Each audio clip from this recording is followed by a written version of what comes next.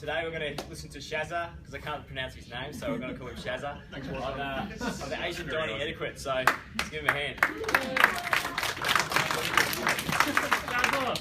Hello everyone. Alright, so I have a confession. I love food. I don't just eat to live, I live to eat. And I'd like to see a show of hands of people in the audience today about who joined me on this. Who are food lovers in the group? That's excellent. That's really good. Some people aren't raising their hands, but we'll convert you eventually. That's okay. And I think this is important because food is so good. Food is so important. We use food and eating to celebrate the best moments of our lives. We use food to build bonds with other people. And we use food to get insight into different cultures and people as well. But it's not just about what food we eat. It's also important to understand how we eat that food as well. With gusto, obviously. So, why are we talking about Asian food specifically today? Well, for one thing, I'm a little bit biased, but I think Asian food is fantastic. Another thing is, we're in Australia, obviously, so we have a great proximity to Southeast Asia. Great proximity to Southeast Asia, and that allows us to see a variety of different types of cuisine available to us. And being in Australia as well, based on the 2006 ABS statistics, we're at about 8% in terms of the Australian population that descended from Asian descent. And that's only growing. That's changing the cultural palette of our country. It changes the restaurants that we see on the street. It changes the food that we see in our markets. And I think this is quite interesting because not everyone in Australia obviously comes from an Asian background or grows up in an Asian household. So the culture and how we eat our food, I think, is something of interest, and I'd like to share that with you today. So just a few caveats. A lot of this presentation is going to be talking about what I would deem rules, just for lack of a better term. And not all these rules apply to every single environment. Obviously, you have formal dining settings and more casual dining settings. It also depends on who you're eating with. You're eating with family and friends, or you're eating with business colleagues, people. And also, as a warning, this is an invitation to use these transgressions against me in the future if you're ever eating with me, so definitely don't hold me to the rules that we talk about today, or at least not all of them.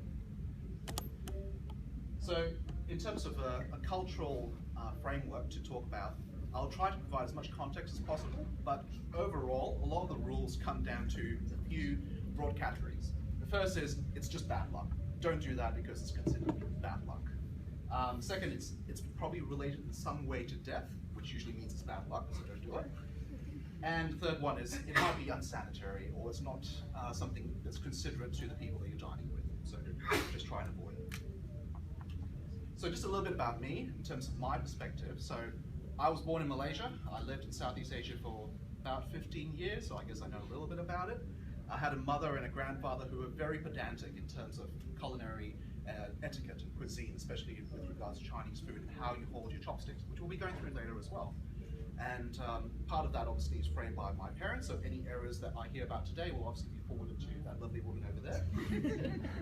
And in terms of passing on my insight to my children, that's something that's very important to me as well, so I want to make sure that I'm passing on this heritage. So the mixed bag of rules that we'll be going through today are largely broken into three categories. The first one is how to eat with your hands. Second is how to eat with chopsticks. And the third is what do you do when you're eating with other people at the table. So, hands.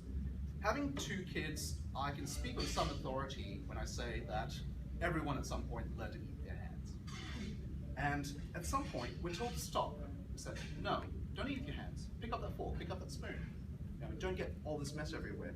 And I think that's a shame, because it distances ourselves from our food. It means there's something between us and we lose that connection with the food.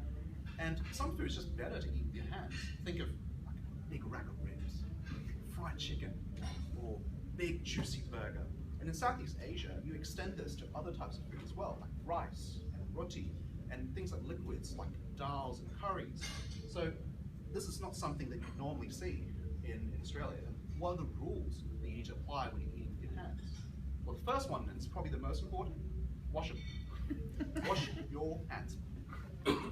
It's so important before you eat because a lot of food is communal. You're sharing food with shared plates, so you need to wash your hands before you dive right in. And I still find, after more than 10 years in Australia, I feel uncomfortable that a lot of restaurants don't have basins for you to go wash your hands. It's quite peculiar to me, but it's very common in Southeast Asia. You go to Macca's, you see a wash basin right next to the checkout. Wash your hands. Second thing is, use your right hand. I'm sorry, lefties, but yeah, use your right hand. You have to use your right hand. And there are two common explanations for this. The first one is largely superstitious. The left hand is the hand of the devil, or the left hand is evil. And it's something that extends back to a lot of different cultures. You think about the Latin words for right versus left. The Latin word for right is dexter, which is the root for dexterity, skilled, being able to do something. Think of the Latin word for left, sinister, evil. The other reason that it's commonly cited is it's just sanitary. So you use your left hand to wash yourself, and you use your right hand to feed yourself. And I initially thought in my younger years that this was largely an Asian thing, but I've actually found that you see products like this, and obviously it means that this is a concern that other people share as well. And as an engineer, this appeals to me because there's a clear idea of separation of concerns. And last rule for hands is you need to try and keep it clean. You're going to get messy because you're digging into your food. It's inevitable, but try and keep it under control. First thing is, try and eat only with your thumb and the first 2 digits. Don't use all your fingers. Don't just dive into the rice and just shove it in your mouth, because that shows signs of being greedy. It's a sentiment of being greedy. Don't lick your fingers. Don't shove your fingers into your mouth. If you're eating with rice, use your thumb to push the rice into your mouth. Try to keep your hands clean. In terms of keeping your hands clean though, don't go overboard. Don't clean your hands after every mouthful. The worst thing you can do is if you're at a table, you get a napkin, you eat something, you wipe it. Eat something else, you wipe it. It's horrible. Wait till the end of the meal. If you want to lick your fingers, go for it. It's culturally acceptable, but wait till the end of the meal, then go and wash your hands. So that's for hands. Let's talk about chopsticks. Got a pair here. So just want to talk about the philosophy and the makeup of chopsticks. Obviously 2 sticks, but they never should be separate. It's always one. It's one entity. It should never be uneven. It's always together. The bottom stick stays stationary in the bottom hand. Top stick is held like a pencil. You close it like that. You never cross the chopstick at the back. So that's how you hold a chopstick. I'd like you to think about the idea behind a chopstick. Like we've just talked about hands. And chopsticks are in essence an extension of your hand. So a lot of the same rules that we talked about with hands apply to chopsticks as well. Effectively your fingers. And think about the difference between chopsticks and other utensils that we use to eat. We use chopsticks to embrace our food. It's textural, it's something you can feel with a chopstick. There's very few other utensils that you can use to pick up something, and before you even touch it, before you even taste it, you can tell what the quality is like. If you think about picking up a dumpling, it's perfectly cooked, soft, yields to pressure. This set of chopsticks is often called a waribashi, which is effectively a disposable chopstick. Something you see a lot of people do when they first get disposable chopsticks is they do this. You're not in the Boy Scouts. You're not starting a fire. The explanation for that is to try and remove splinters. Don't do that. It suggests to the establishment that you think they're giving you cheap chopsticks. If you think you have splinters in your chopsticks, throw them away. They're cheap. Get another pair. Also, it's not a spear. Don't use your chopsticks to pierce your food. Remember that your chopsticks are an extension of your fingers. Now, aside from maybe chisels, you wouldn't actually pierce your food with your fingers, so don't do it with your chopsticks. And if you find it difficult to pick something up, use a spoon. Don't use your chopsticks, or ask for a fork. We often also have communal serving dishes as well. And if you're eating from a communal dish, don't use the chopsticks, or at least the end of your chopsticks that's gone into your mouth. Quite often you will have serving chopsticks there. So use those, or if you are using Chinese long chopsticks, invert them and use the other end of the chopsticks if you're serving other people. Also, don't pass food from chopsticks to chopsticks. It may seem like a fun thing to do, it's a test of skill perhaps, but it's actually considered to be very bad luck. It's actually very similar to a funeral rite that you use when you are burning the ashes and you're passing bones with the chopsticks on your relatives. So it has similarities to death, once again, which is bad luck, don't do it. Now, as you're eating your meal, obviously at some point you'll need to pause. and quite often you'll have to put your chopsticks down. So where do you put your chopsticks? Don't put them in your mouth while you're thinking about things. Don't put them on the table. Quite often you'll have chopstick holders, or you can put them on your bowl or on a plate. Definitely do not shove them into the rice bowl. Worst thing you can do is shove your chopsticks into the rice bowl. The reason behind this is very bad luck because it symbolizes, or is very similar to incense sticks that we use to pray to our dead. So don't do that.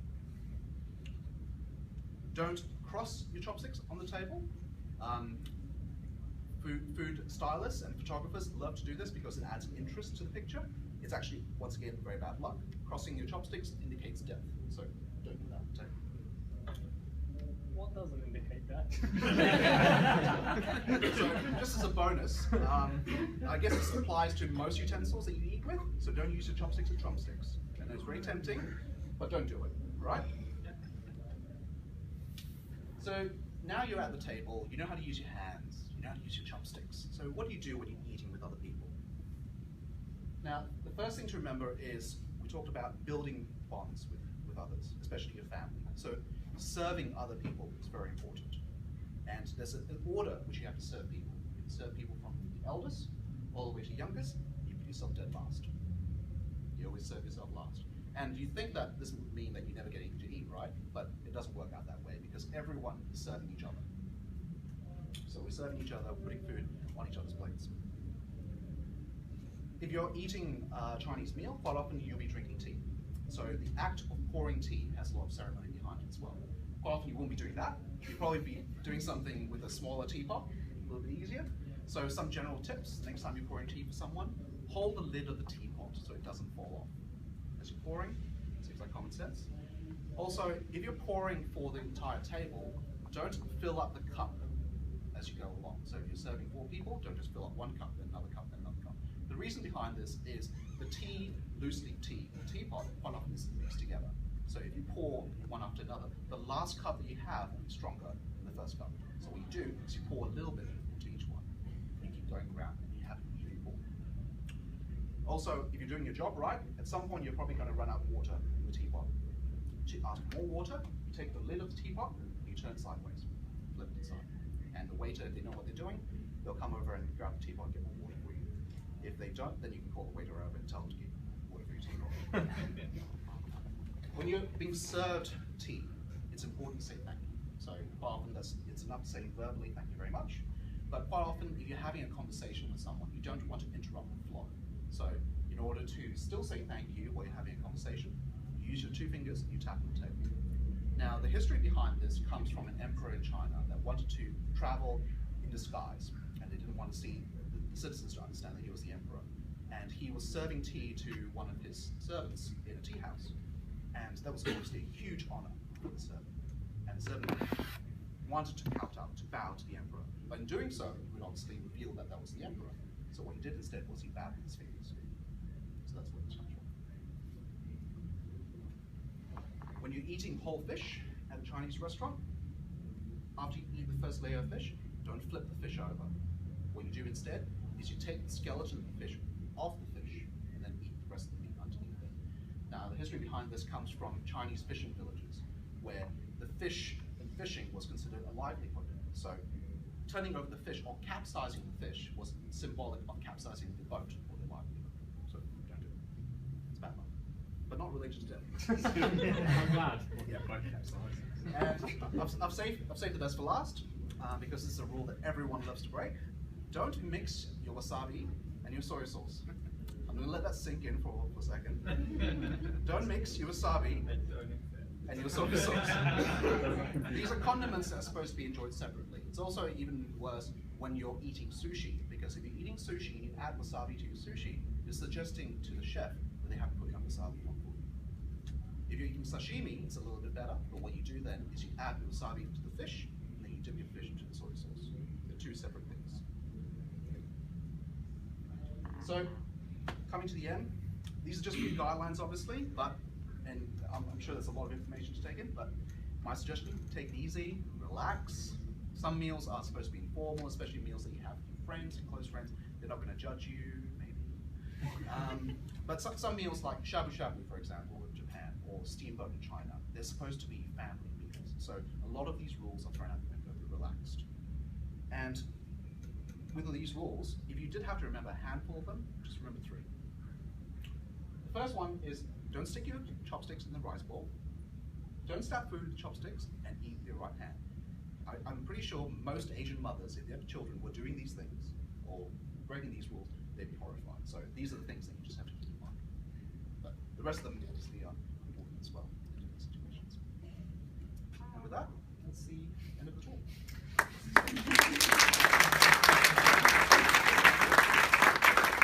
I'll take 5 questions. Yes, we'll take 5 questions. I was going to say, go for it. Yep. Sarah. If you're left-handed, can you use your left hand to use chopsticks? Yes. Thank you.